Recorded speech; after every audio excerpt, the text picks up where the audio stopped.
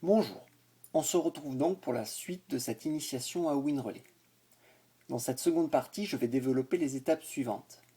L'insertion de symboles électriques et les raccordements de ces appareils. L'édition du schéma permettant de changer les repères et les calibres des appareils. L'exportation du schéma afin de pouvoir l'intégrer dans un document Word. Et enfin, les paramétrages pour l'impression du document terminé. Je vais utiliser comme support la partie de gauche de ce schéma multifilaire de tableau de répartition, et plus précisément DJ1, DJ3, DJ4, la prise de courant, le lave-linge et le bornier de terre. Alors pour commencer notre schéma, il va falloir placer les différents symboles électriques. Donc dans WinRelay, pour placer un symbole, il faut cliquer sur Placer un symbole ou on appuie sur la touche N. Donc c'est le symbole d'une diode en bleu. Donc j'appuie sur N, je me mets sur l'onglet Symboles et j'ai différentes bibliothèques qui sont disponibles et qui me sont proposées. Moi je vais utiliser la bibliothèque Habitat tertiaire qui est proposée en téléchargement à l'adresse suivante. Donc je reviens sur le schéma. Si on regarde en tête de ce que je veux représenter sur le schéma WinRelay, j'ai un disjoncteur différentiel sur lequel est raccordé une phase et un neutre. C'est donc un disjoncteur différentiel qui est uni plus neutre ou monophasé. Donc je vais le rechercher. Pour cela, je vais taper sur la première lettre correspondant au disjoncteur différentiel, donc D. Et le premier qui m'est proposé, c'est un différentiel bipolaire. Or moi, ce n'est pas un bipolaire dont j'ai besoin, c'est un uni plus neutre. Et il est juste en dessous. Je vais cliquer sur OK et le placer au centre de mon schéma. Alors, vu que je ne vais pas avoir beaucoup de symboles à intégrer sur mon schéma, je vais me permettre de les grossir. Donc, je vais supprimer celui-là, donc outil corbeille pour supprimer. Je clique sur mon symbole à supprimer et je vais intégrer un nouveau symbole. Mais je vais l'agrandir. Je vais donc sur l'onglet Affichage, taille grande. Je valide en cliquant sur OK. Le symbole est beaucoup plus gros. Je vais le placer en haut. Mais si j'avais voulu l'incliner différemment, lui donner une rotation, au lieu de cliquer avec la souris clic gauche, je vais utiliser le clic droit. Et ça va donner une rotation de 90 degrés à mon symbole. Et à chaque clic, mon symbole va tourner.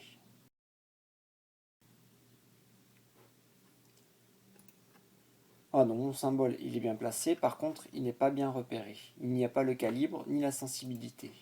Donc il me faut 40 A et 30 mA. Pour le modifier, je prends l'outil Modifier un objet et je clique sur le symbole. DJ1, ça c'est bon, mais à la place de valeur, je vais lui attribuer 40 A et je vais l'afficher en cliquant sur Visible. Je fais de même pour la sensibilité, 30 mA et je mets Visible. Ils apparaissent un petit peu partout sur le schéma, donc je vais les déplacer et les mettre bien en dessous et à côté de l'appareil. Voilà. Je rafraîchis pour enlever les artefacts à l'écran et je reprends mon schéma. Il me faut deux disjoncteurs divisionnaires placés en dessous.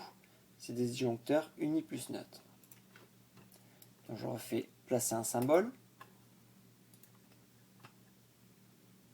et j'ai le disjoncteur uni plus neutre qui est ici. Et je vais le placer.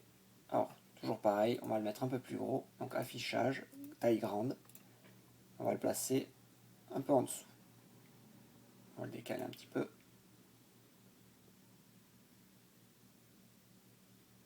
Rééquilibrer, voilà. Il me faut une prise, un circuit lave-linge, un circuit prise, un circuit lave-linge et le bornier de terre. Donc, dans symbole, je vais taper prise, donc la lettre P, et je vois ici prise de courant. Donc je prends, alors toujours agrandir le symbole, affichage taille grande, je vais le placer en dessous. Alors, on voit que il y a un chevauchement entre les repères et le cartouche, c'est pas très joli, donc on va déplacer le symbole, le monter un petit peu, voilà. Maintenant on insère le symbole du lave-linge, donc on appuie sur L pour lave-linge multiple, donc pour schéma multifilaire, donc toujours pareil, affichage taille grande.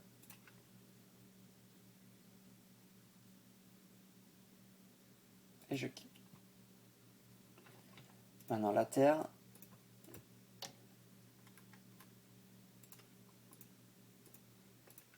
Et je le place en bas. Alors si on s'est rendu compte que tous nos symboles sont mal placés, la première solution, c'est de déplacer individuellement chaque symbole. Mais ce qui peut prendre du temps si on doit faire la même chose pour tous les symboles. Une autre solution, c'est de déplacer un bloc, c'est-à-dire on va déplacer plusieurs symboles en même temps en les sélectionnant. Donc je clique sur déplacer un bloc et je sélectionne tous les appareils que je veux déplacer. Et là, je peux les positionner où je veux sur mon schéma. Donc, si par exemple on se rend compte que tous nos symboles chevauchent avec le cartouche, mais on les prend et on les redéplace là où on veut. Alors là, on voit que j'ai déplacé également le cartouche, donc c'est pas bon du tout. Je fais annuler et je resélectionne donc que les symboles que je veux déplacer.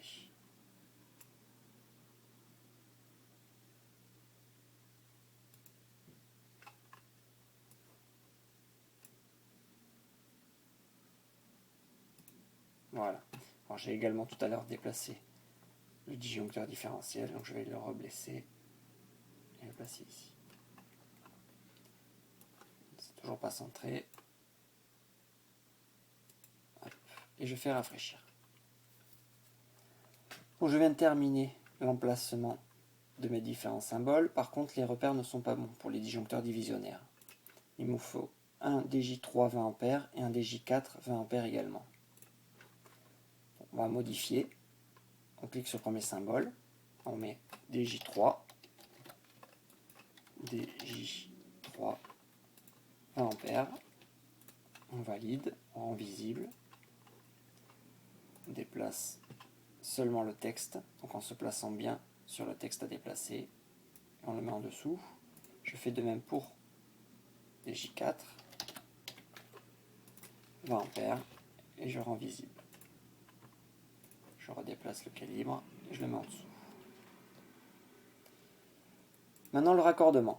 Donc en aval du disjoncteur différentiel, je vais en amont de mes deux divisionnaires sur la phase. Donc, je prends un conducteur, insérer un conducteur, et je me place sur la phase et je descends. Donc je clique, je descends jusqu'à ce que je sois positionné au bon endroit. Je reclique, je vais vers mon premier disjoncteur et lorsque je suis à sa hauteur, je clique et je redescends. Et lorsque j'ai la broche qui s'affiche, je clique. Donc je suis bien positionné. Je fais de même, donc je pars sur des J4, sur la borne amont de phase, et je vais jusqu'à rencontrer le conducteur de phase. Dès que j'ai le point, je clique. Alors, ce conducteur est affiché en noir. Donc si je veux le mettre en rouge comme une phase, je prends l'outil modifier, je clique sur le conducteur que je souhaite modifier, et je choisis par exemple puissance inférieure ou égale à 400 volts qui est en rouge. Je valide en cliquant sur OK. Malheureusement, il n'a pas appliqué cette modification des couleurs à tous les conducteurs. Pour cela, je reclique et je coche sur appliquer à tous les conducteurs de l'équipotentiel, c'est-à-dire à tous les conducteurs qui sont au même potentiel. Et je valide en cliquant sur OK. Du coup, tous mes conducteurs sont en rouge maintenant. Je fais rafraîchir et je vais tracer maintenant le conducteur neutre. Je procède de la même manière. Voilà. Je vais changer la couleur, donc toujours modifier. Je choisis un neutre de puissance. J'applique à tous les conducteurs du même potentiel et j'ai mon neutre qui est tracé. Je fais rafraîchir. Et je fais de même pour la suite du circuit. Donc les phases. Ah, j'ai mal réalisé le raccordement. Il faut bien aller de la broche à la broche. Pareil pour le neutre. Et je vais raccorder la terre. Donc je me mets au centre. Je descends. Hop. Et je ramène à la terre. Ah, j'ai oublié ce neutre. Voilà. Je vais changer les couleurs. Donc les neutres en bleu. En bleu. La terre, je vais mettre en pointillé. Alors si je veux personnaliser, parce que cette couleur-là ne me convient pas, je fais personnaliser, modifier. Je vais l'appeler terre en vert. Je vais choisir un style pointillé fin. Je vais augmenter la taille. Et je vais choisir comme couleur une couleur verte. Et je valide en cliquant sur OK. OK. Et je fais appliquer à tous les conducteurs. Et je valide. Il me manque le changement de la phase en rouge. Et l'autre phase également en rouge. Voilà, donc mon schéma est terminé. Maintenant, il ne me reste plus qu'à l'exporter. Donc pour cela, on clique sur Optimisation, Exporter le schéma ou la touche F5. Ensuite, on va sur l'onglet Export. On choisit quel format on veut utiliser. Donc je vais prendre WMF, qui est compatible avec Word. On choisit ici l'endroit où on souhaite exporter le schéma. Donc dans mon cas, je le mets dans mon dossier travail, domaine habitat.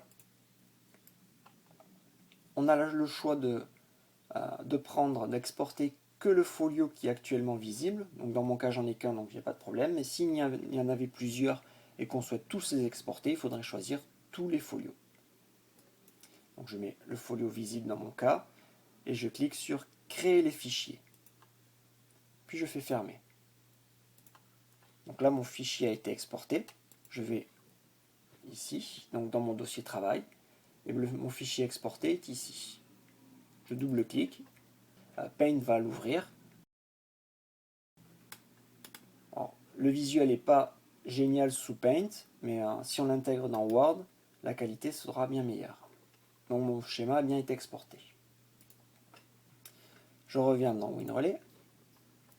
Maintenant, pour paramétrer l'impression. Donc on fait Fichier, Mise en page. Donc on peut choisir sur quel type de format de page on va imprimer. Donc dans notre cas, un A4. L'orientation, nous c'est paysage. Si on veut l'imprimer en portrait, on change. Dans notre cas, c'est un format paysage. Les marges, donc c'est les distances qu'on va laisser sur les côtés de la page. On va adapter la page à l'imprimante. Modèle, on a pris modèle personnalisé, le modèle de tout à l'heure, de l'étape précédente. Et le folio, c'est le folio actuellement. On fait OK. Ensuite, on va faire Fichier, Imprimer. Donc on voit le visuel. On peut choisir le nombre de copies, donc on va mettre une seule copie. On peut choisir si on veut, donc dans l'onglet configuration, si on veut l'imprimer en noir et blanc, donc en noir ou en couleur. Dans notre cas, l'imprimante elle est monochrome, donc en noir. Et on peut également l'exporter en PDF pour réaliser un dossier complet, si on le souhaite. Ce n'est pas le but de créer un PDF, donc je vais faire cliquer Imprimer. J'appuie. Il me donne un avertissement parce que j'ai dû faire une petite erreur sur une police. Je fais OK et l'envoi de l'impression est fait.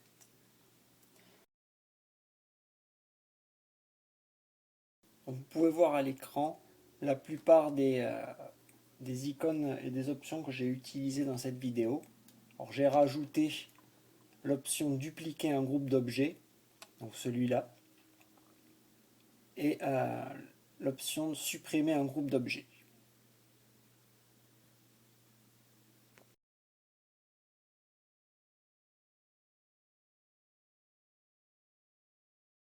Voilà pour cette présentation, cette deuxième partie de l'initiation à WinRelay. Dans la prochaine partie, je présenterai l'accrochage des objets sur la grille, ce qui nous permettra de placer précisément des symboles sur le folio. Je montrerai comment créer un second folio et comment réaliser des renvois de folio. Je vous remercie et je vous dis à bientôt.